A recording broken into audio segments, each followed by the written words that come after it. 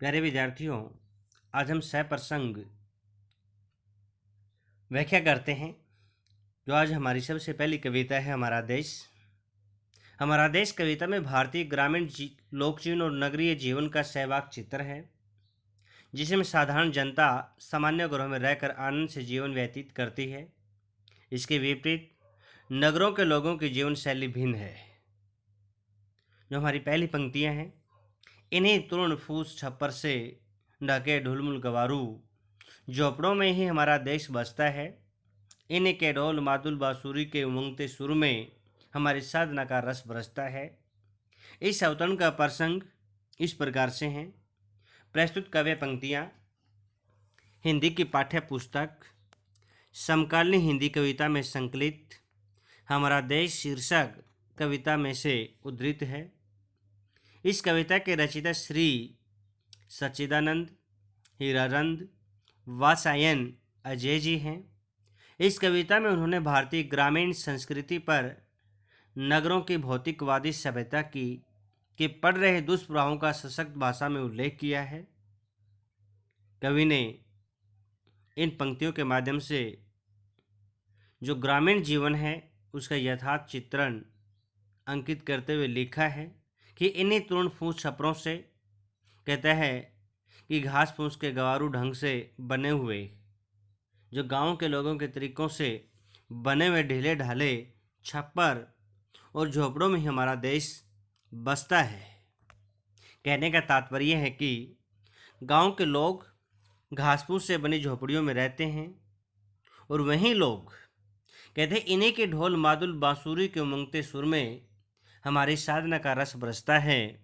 कहते हैं वहीं लोग अपने मनोरंजन के लिए ढोल मादल एक बड़ी ढोलक होती है, बांसुरी बजाते हैं और इनसे जो सुर निकलता है, कहता है वह सुर ऐसा निकलता है मानो कि उनमें ही हमारी साधना का आनंद बरसता है, अर्थात रस निकलता है।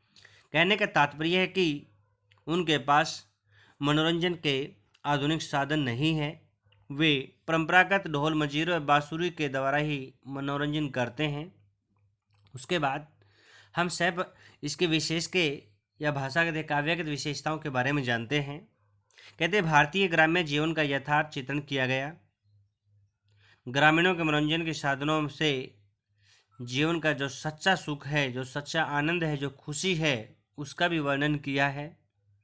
साहित्यिक भाषा का प्रयोग किया, मुक्त छंद में लिखी गई है, प्रसाद गुण है, माधुर्य गुण से भी परिपूर्ण कविता है। हम दूसरे अवतरण की ओर चलते हैं। कहते इन्हीं के मरम होता है रहस्य, अनजान जिनको हम जानते नहीं हैं, लोलुप लालच युक्त, विषैली जहरीली, वासना का अर्थ होता है इच्छा, अल्हड़ होती है जवानी से मस्त, अयानी कहते हैं जिसको समझ नहीं है, दुर्दशा बुरी हालत, सभ्यता का भूत हंसता है। इन पंक्तियों में कवि कहना चाहता है कि जो हमारी ग्रामीण संस्कृति है, उस संस्कृति के ऊपर जो नगरीय संस्कृति है, जो भौतिकवादी संस्कृति है, कहते हैं उसका दुष्प्रभाव होता जा रहा है। और उसी दुष्प्रभाव का कवि ने इन पंक्तियों के माध्यम से उल्लेख किया है। तब कहता है कि इन्हीं के मरम को अनजान शहरों की ढकी लोलुप विषैली वासना का सांप डसता है। कवि कहता है कि ग्रामीणों की जो भोली भाली एवं सीधी सादी संस्कृति के रहस्य को अनजान, जिसको हम जानते नहीं, शहरों की ढकी हुई लालच युक्त जहरीली वासनाओं करता है, इच्छाओं का सरप जो सांप डस लेता है। अर्थात ग्रामीण लोग भी हमारी सभ्यता की चमक दमक से प्रभावित होकर, जो शहरी सभ्यता की चमक दमक से प्रभावित होकर अपनी संस्कृति को छोड़कर नगरीय संस्कृति की ओर आकृष्ट हो जाते हैं। ग्रामीणों की लहराती, उमड़ती, अल्हड़ मस्त, यानी अनजान संस्कृति की दुर्दशा पर, कहते भोली वाली संस्कृति की दुर्दशा पर शहरी सभ्यता का भूत हंसता है। कहने का तात्पर्य है कि शहरी भौतिकवादी सभ्यता के विकास के प्रभाव के कारण ग्रामीण संस्कृति नष्ट होती जा रही है। इन पंक्तियों के माध्यम से कवि ने भाव यही निकाला कि जो कवि ग्रामीण संस्कृति के नष्ट होने और उस पर भौतिकवादी सभ्यता के प्रभाव का यथार्थ चिंतन किया गया।